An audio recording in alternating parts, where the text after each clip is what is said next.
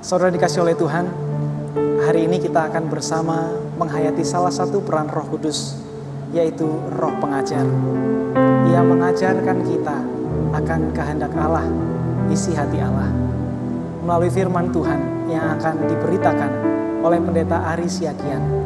Mari bersama kita hayati karya Roh Kudus itu dengan bersama-sama mempersiapkan diri memasuki pelayanan firman.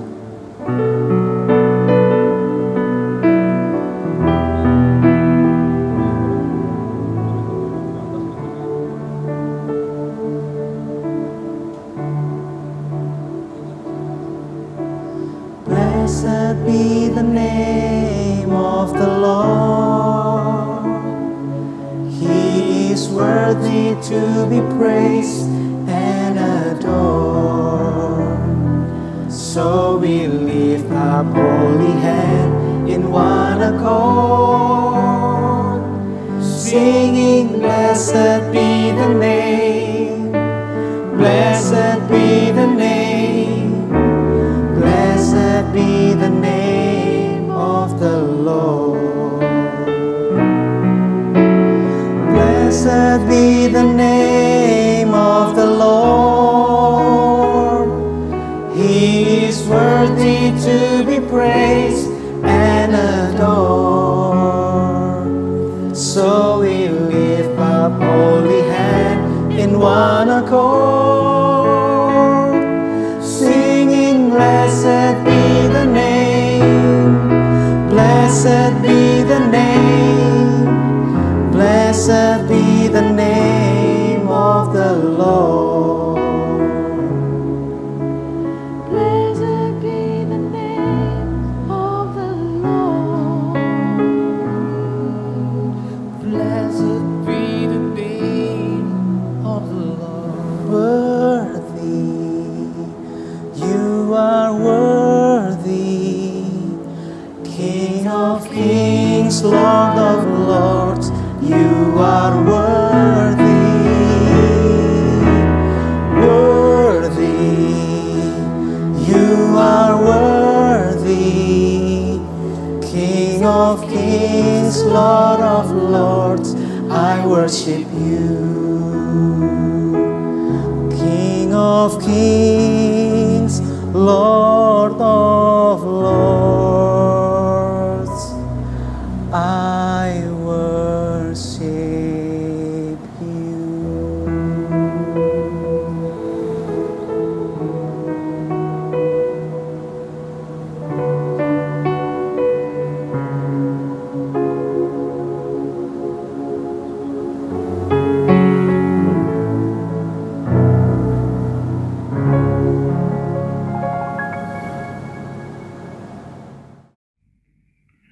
Saudara sekalian, mari kita berdoa sebelum membaca dan merenungkan bagian Alkitab. Saya mengajak kita berdoa dengan menyanyikan NKB 98 bait 1 sampai dengan 3, Roh Kudus, ilhami kami.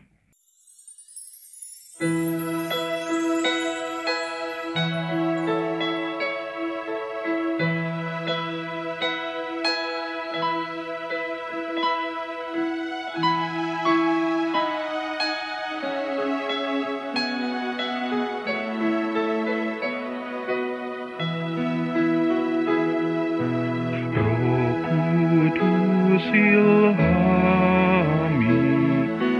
kami umat-Mu, datang dan kuduskan hidung yang merdu. Roh Kudus arahkan doa umat-Mu, ajar kami ucap apa yang perlu. Roh Kudus terangi hati umat-Mu, agar memahami kitab yang kudus.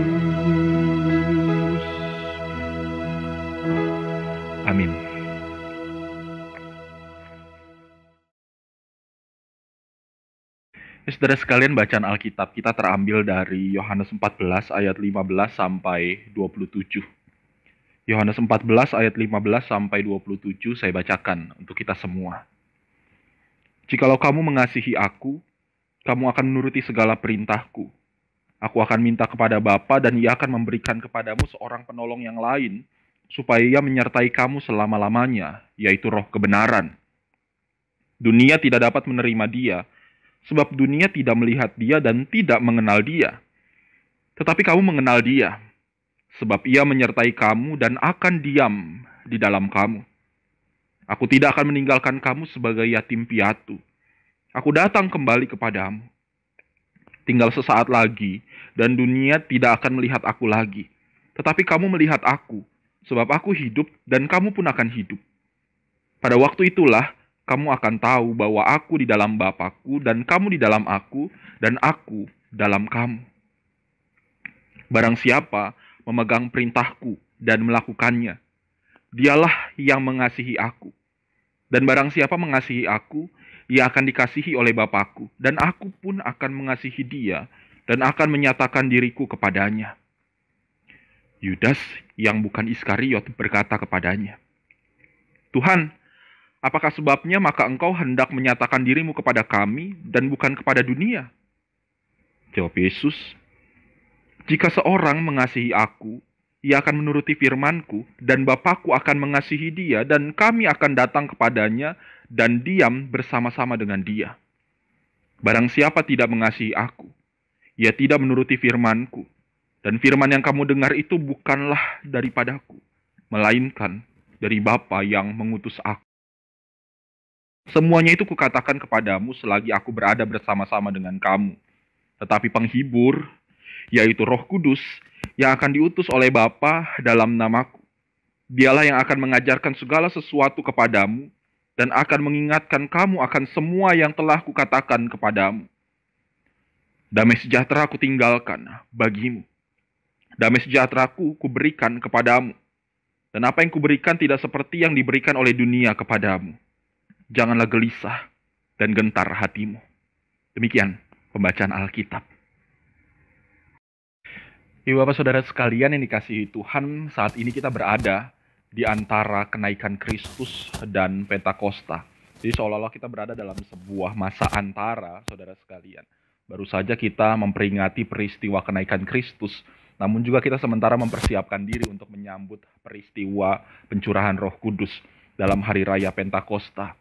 Dan saudara sekalian yang dikasihi Tuhan, di saat seperti ini, sebetulnya kita mau kembali disadarkan bahwa peristiwa kenaikan Kristus yang baru kita peringati bukanlah sebuah bentuk berpindah tempatnya Tuhan dari dunia ke sorga. Kalau seperti itu yang kita pahami, saudara sekalian, seolah-olah kita akan menjadi orang yang sepertinya sendiri. Tuhan Yesus naik, Roh Kudusnya belum turun, begitu kan? Roh Kudus yang dijanjikannya belum turun. Walaupun sebetulnya kita kembali diingatkan bahwa Yesus pernah berkata, bahkan kata-katanya sesaat ketika ia akan naik ke surga, Yesus katakan, dan ketahuilah, aku menyertai kamu senantiasa sampai kepada akhir zaman. Artinya kita tidak ditinggalkan oleh Tuhan. Dan ia akan terus bersama-sama dengan kita. Sama seperti bacaan yang tadi dibacakan bagi setiap kita semua. Bacaan ini juga mau mengingatkan bahwa Tuhan kita bukanlah Tuhan yang meninggalkan kita. Tuhan yang setia, Tuhan yang selalu bersama-sama dengan kita. Tuhan yang tetap menyertai kita dalam menjalankan misi Allah atas dunia ini. Sehingga sederhananya saudara sekalian, sekali lagi Tuhan tidak pernah membiarkan saudara dan saya sendiri. Nah, ibu bapak saudara sekalian yang dikasihi oleh Tuhan, jaminan penyertaan Allah dalam diri Roh Kudus sudah berulang kali sebetulnya Yesus sampaikan. Salah satunya lewat bacaan kita pada saat ini. Tadi ayat yang ke-16 dan ayat yang ke-17 mengatakan, Aku akan minta kepada Bapa, dan Ia akan memberikan kepadamu seorang penolong yang lain, supaya Ia menyertai kamu selama-lamanya, yaitu Roh kebenaran. Nah, ibu bapak sekalian, dalam percakapannya dengan Filipus dan murid-murid lainnya, Yesus mau menyampaikan sebuah pesan bahwa kalau kelak Ia meninggalkan mereka, mereka tidak akan sendiri. Ini adalah percakapan-percakapan terakhir sebelum Yesus disalibkan. Dan percakapan ini terjadi, saudara sekalian, ketika ada kegelisahan dalam diri para murid. Saya mengajak kita untuk kembali boleh melihat misalnya bacaan ini secara utuh dari ayat yang pertama, saudara sekalian, dikatakan begini. Yesus mengatakan, "Janganlah gelisah hatimu, percayalah kepada Allah, percayalah juga kepada aku." Artinya saudara sekalian, Yesus sampaikan ini ketika para murid sudah mulai gelisah. Bahkan ketika saudara juga mau melihat perikop-perikop sebelumnya, ada ketakutan, ada kegelisahan, ada kebingungan dalam diri para murid ketika Yesus juga berulang-ulang mengatakan bahwa ia akan meninggalkan mereka. Sehingga perikop ini saudara sekalian sejak ayat pertama mau menekankan bahwa Yesus betul-betul mempersiapkan para murid untuk melanjutkan misinya, untuk melanjutkan misi Allah yang dipercayakan dalam diri Yesus Kristus untuk kemudian diteruskan oleh para murid. Nah, Bapak saudara sekalian, jujur, problem utama kita saat dipercayakan sebuah tanggung jawab yang kita yakini tidak sederhana. Ketika saudara dan saya, siapapun kita, dipercayakan sebuah tanggung jawab, dan tanggung jawab itu bukan tanggung jawab yang sederhana, pasti kita punya rasa takut, merasa tidak mampu, merasa bingung, atau parahnya saudara sekalian kita bisa jadi pesimis, begitu kan? Siapa saya dibanding dia? Oh, kalau dia mungkin mampu melakukan itu. Nah, saya. Gitu. Nah, saudara sekalian yang dikasihi Tuhan, setidaknya ketakutan inilah yang dialami juga oleh para murid. Mereka berada dalam sebuah kenyataan galau karena mereka begitu bergantung penuh pada Yesus. Bapak saudara sekalian, sekali lagi setiap kita pernah punya rasa takut seperti ini. Siapapun kita juga pernah bingung atau merasa betul-betul tidak mampu ketika kita dipercayakan sebuah tanggung jawab. Oke, kita pakai satu contoh saudara sekalian. Misalnya dalam pelayanan. Apalagi bagi saudara yang pertama kali terlibat dalam pelayanan. Saya yakin saudara pasti pernah grogi. Saudara pasti pernah takut, begitu kan? Wah, dipilih jadi pelayan. Dipilih jadi penatua.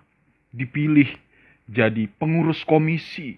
Dipilih jadi aktivis, entah apalah itu saudara sekalian.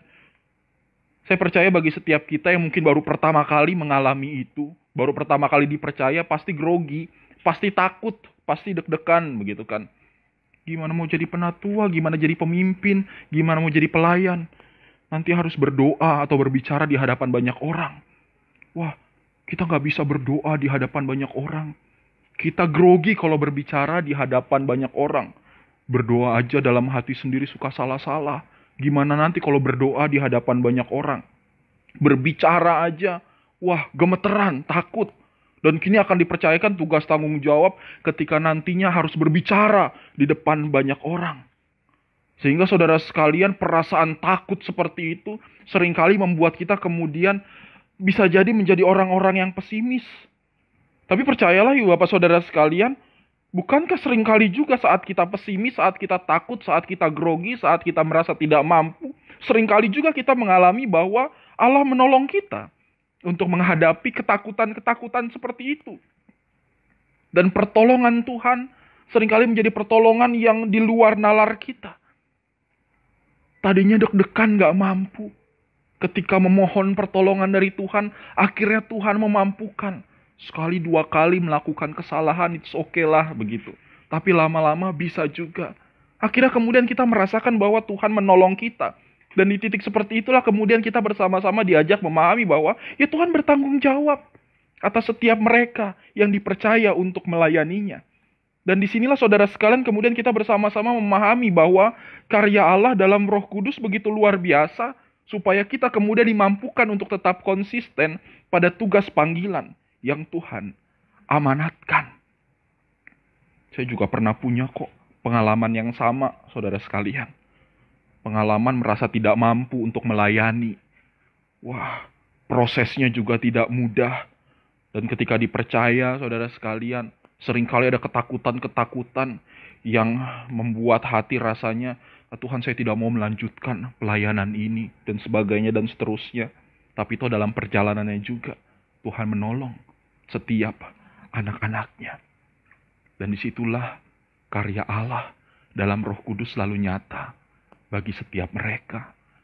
Maka saudara sekalian yang dikasihi oleh Tuhan, beberapa hal yang menjadi perenungan bersama kita pada saat ini. Yang pertama, kita semua dipanggil untuk menjadi utusan Allah. Siapapun kita, saudara dan saya dipercaya untuk menjadi utusan-utusan Allah. Apa yang harus kita lakukan? Yang pasti, jangan pernah minder, saudara sekalian. Jangan pernah merasa bahwa tidak mampu, tidak sanggup begitu. Jangan minder, tapi juga jangan over pede, saudara sekalian. Artinya tidak minder, tapi juga tetap menjadi orang-orang yang rendah hati. Bagaimana caranya? Maka fokuslah pada Allah yang memanggil kita. Jangan pernah fokus pada diri kita sendiri. Dan saya sampaikan kepada saudara sekalian bahwa mencari orang yang mau melayani Tuhan itu nggak mudah. Mencari orang yang mau terlibat dalam pelayanan itu bukan persoalan yang gampang, saudara sekalian.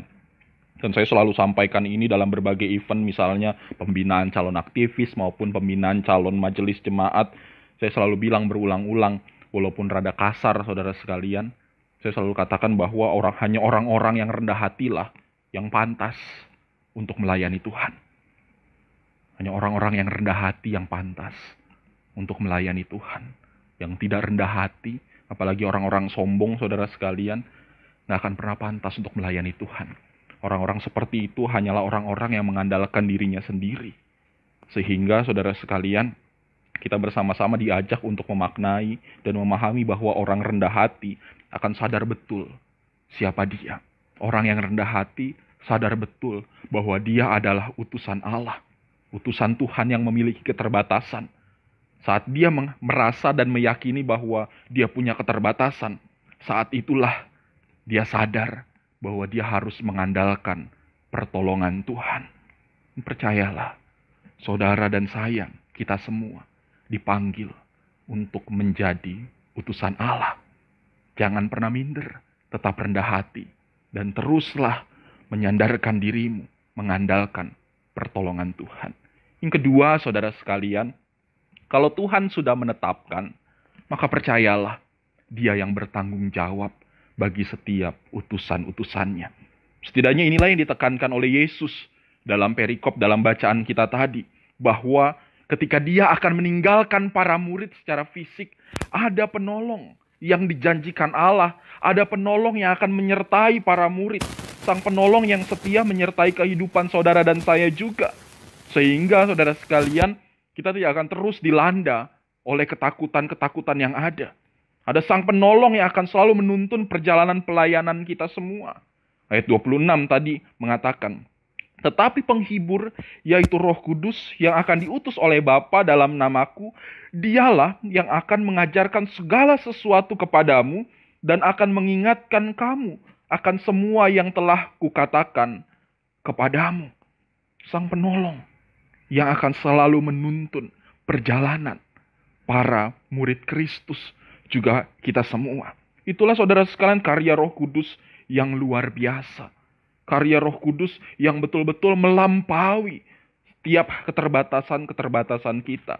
Sehingga saudara sekalian, ketika kita kemudian memahami bahwa kalau Tuhan yang sudah menetapkan, Dia yang bertanggung jawab menyertai, tugas kita, saudara sekalian, kerjakan, lakukan apa yang menjadi bagian kita.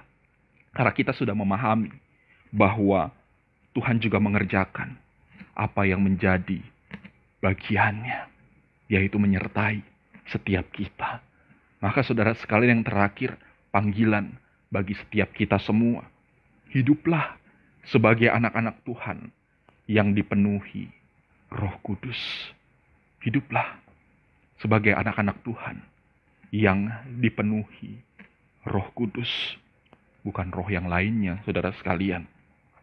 Tandanya bagaimana kalau orang hidup dipenuhi oleh Roh Kudus, begitu kan ya? Kita boleh melihat dalam praksis kehidupan kita sehari-hari. Kita juga bisa menilai lah, saudara sekalian, orang yang hidupnya masih suka korupsi, orang yang masih suka selingkuh, orang yang selalu berlaku tidak adil, orang yang menjadi pelaku kekerasan, orang yang mengeksploitasi tanpa membarui, orang yang merusak alam ciptaan Tuhan. Percayalah bukan Roh Kudus yang ada dalam dirinya. Terus roh siapa? Gak tahu, saudara sekalian. Mungkin roh yang lain. Tetapi orang yang dipenuhi oleh Roh Kudus, dia akan menjadi orang-orang yang bersedia melanjutkan misi Allah. Apa misi Allah? Yaitu mewujudkan damai sejahtera di bumi ini. Maka orang yang hidupnya dipenuhi oleh kuasa Roh Kudus adalah orang-orang yang selalu mau mewujudkan damai sejahtera di mana dia berada. Maka biarlah Ibu Bapak Saudara sekalian, Roh Kudus menolong kita supaya hati, pikiran, dan perbuatan kita terus terarah pada Tuhan dan mengerjakan segala sesuatu yang memuliakan Tuhan. Karya Roh Kudus begitu luar biasa bagi setiap kita semua. Maka percayalah kepada Tuhan. Andalkanlah Tuhan senantiasa. Maka pesan Kristus menjadi begitu relevan bagi setiap kita untuk boleh terus meyakini janjinya. Janganlah gentar dan gelisah hatimu. Biarlah damai sejahtera Allah diberikan kepadamu. Tuhan menolong kita semua. Amin.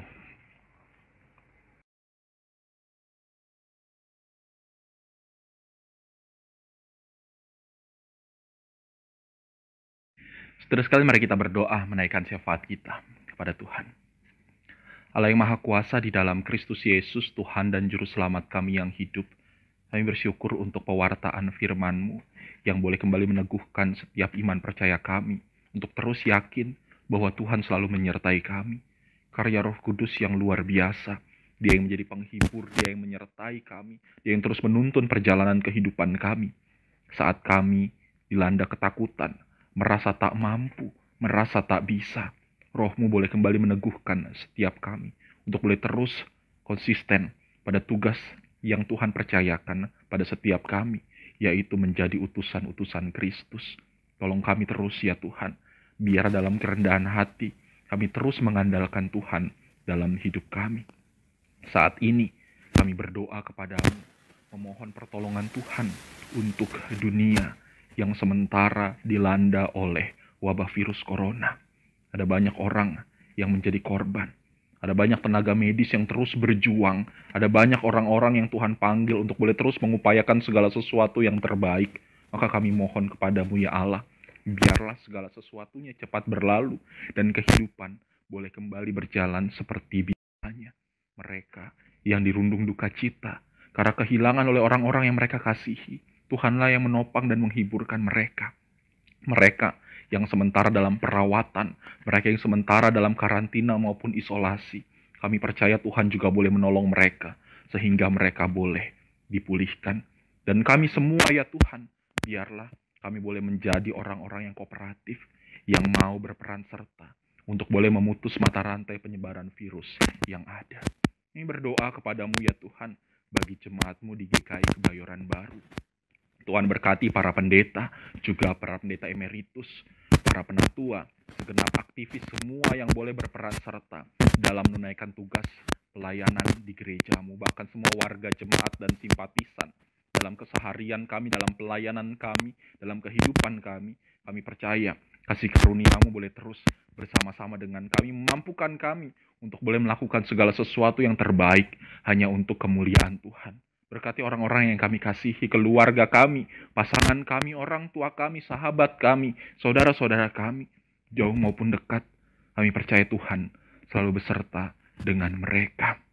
Bapa di surga, di dalam Yesus Kristus, kami siap untuk terus menyambut hari-hari yang Tuhan percayakan. Maka kami akan terus mengandalkan Engkau di dalam pertolongan Roh Kudus yang luar biasa. Ini doa kami ya Tuhan, yang kami naikkan di dalam nama Yesus Kristus, Tuhan Sang Juru Selamat, yang mengajar kami berdoa.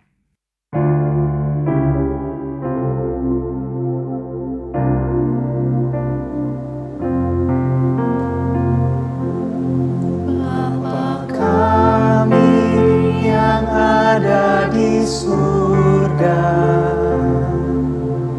dikuduskanlah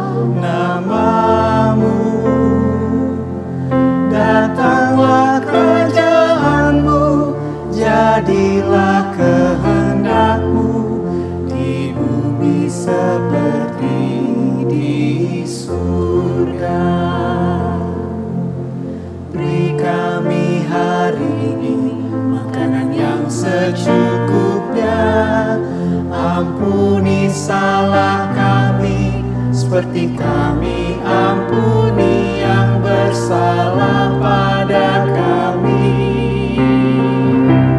Jangan bawa kami